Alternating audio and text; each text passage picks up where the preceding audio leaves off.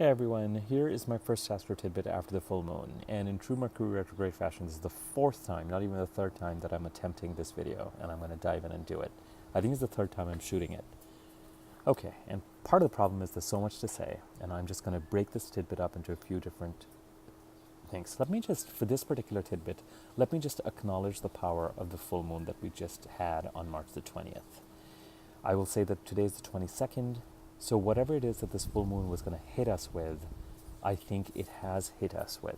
So if something was coming to culmination or completion, or if something, if the entire disk of the moon was being revealed in some way, if the pot was going to boil over, if someone had a tantrum, if you had a tantrum, if you had it out, if you cleared, if you released emotionally, or you were at the receiving end of someone releasing emotionally or making a decision, I think that the event is behind us. And now for the next couple of weeks, we get to deal with the fallout. But even that, I think the event is behind us. And now we go from full moon to the next new moon on April the 5th. I wanted to, in this tidbit, first and foremost, acknowledge the power of this full moon and its gnarliness, and the fact that the themes of wounding and healing were very pronounced at the time of this full moon. The sun was conjunct Chiron, the wounded healer, and the moon was opposite it.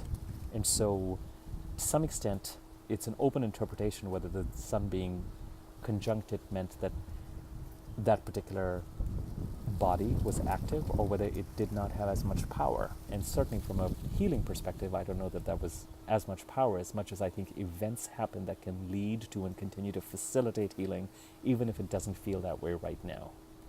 What I want to leave you with, first and foremost, is that we're in the middle of the narrative, not at the end of the narrative. And that doesn't mean that you have to go back to something that you don't want to go back to. So if you had some sort of a breakthrough, as dramatic as it may have been, and as emotional or as tantrumy, as angry as it may have been, you don't have to go back to where things were. But the question becomes, as difficult as it may be to seem right now, is that can it be a gateway to some form of healing? And I would remain open to what that form of healing means. And if anything, I would contemplate what healing means in this situation. What do you want? What do you want to go back to? What do you not want to go back to?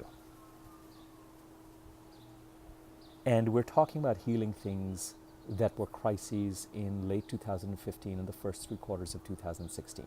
And if you want to really expand on that, look at my full moon in Libra video that I did a couple of weeks ago. I'll add a link to that at the end of this. Okay? So that is where we now are at, on the other side of this. It's like we have been on a journey since February the 10th, and we were just dipped into a whirlpool. I'm going to use an ocean analogy because Mercury is retrograde in the sign of Pisces, Pisces being the most watery and oceanic of signs. And it's as if our boat went into a whirlpool and we have just come out of the other end of it. And we have one full moon in Libra on March the 20th and another one on April the 19th. And I'm just going to say watch the space till April the 19th and 20th, and don't get attached to an outcome. Just stay in the space of acknowledging that we're in murky waters and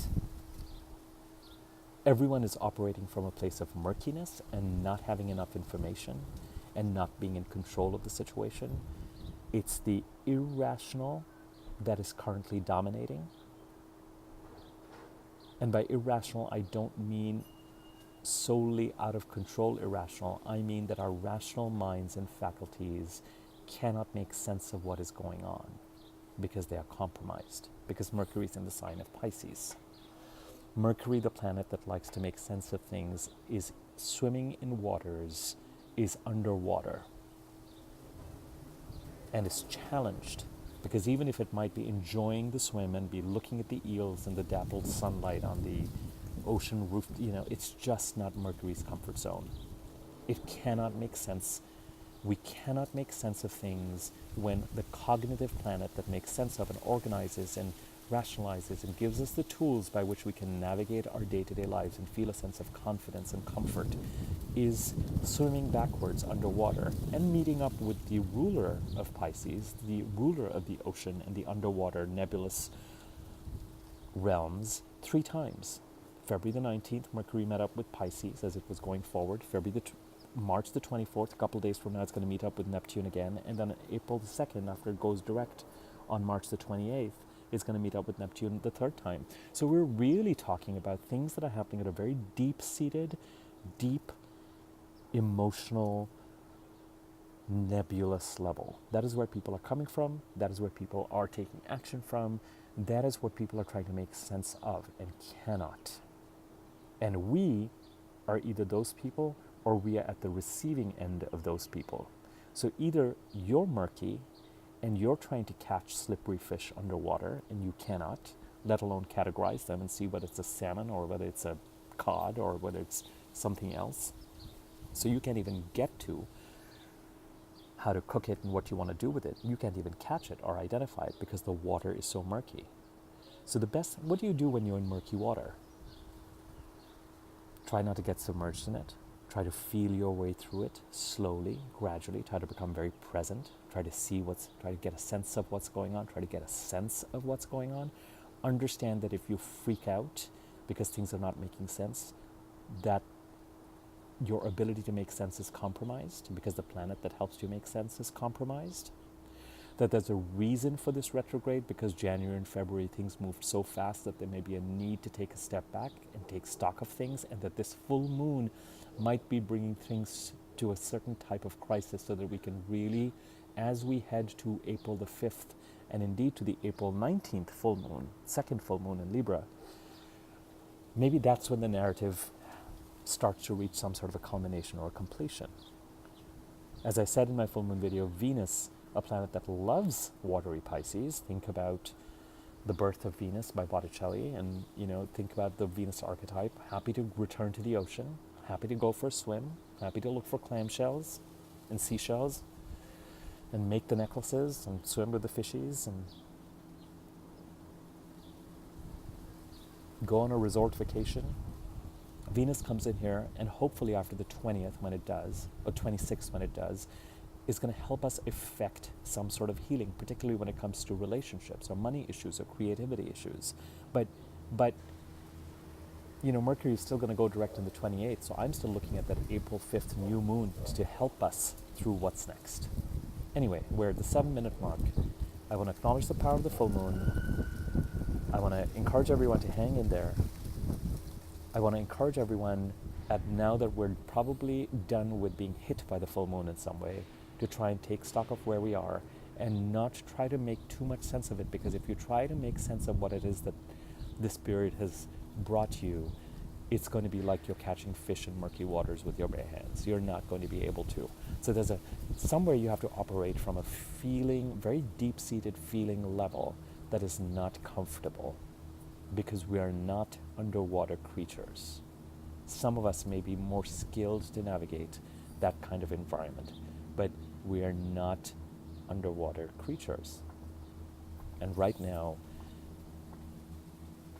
we're swimming backwards in the deep, deep oceanic waters, where there's a tremendous truth of connectedness and tremendous flow and tremendous wisdom. Indeed, you could argue that the planet runs from that place. But it's not one that is those mysteries are not readily available to us to interpret and make sense of. So just acknowledge that you've been hit by something, or you've participated in some sort of a meltdown. Try to take a step back from it and just know that you have to feel your way through this. And that the help will come after April the 15th, and that you're in the middle of the narrative and not at the end of the narrative, and you do not need to go back to what was prior to this full moon, because the full moon did bring matters to a head, and you feel like they needed to come to a head. Then say, thank you, full moon. That was disorienting. But the biggest question I would ask you right now, other than trying to stand still when you can and breathe and take it in from a non-thinking place, would be to try and answer the question, what would healing look like for you? If you were trying to heal things from 2015 and 2016, what would healing look like to you? What needs to be healed?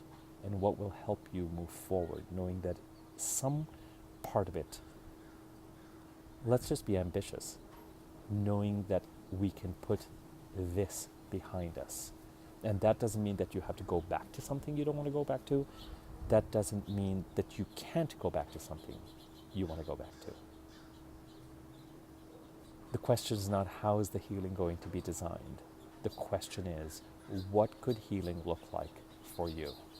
Especially in these 3 steps that we're going to deal with. Venus coming into Pisces on the 26th, the new moon on April the 5th, and the second and last full moon in Libra on April the 19th. Okay, I will leave you with this to try and make sense of times that can't be made sense of, and leave you to ponder the mysterious energies, feelings, murkiness, almost deceptive, almost deceitful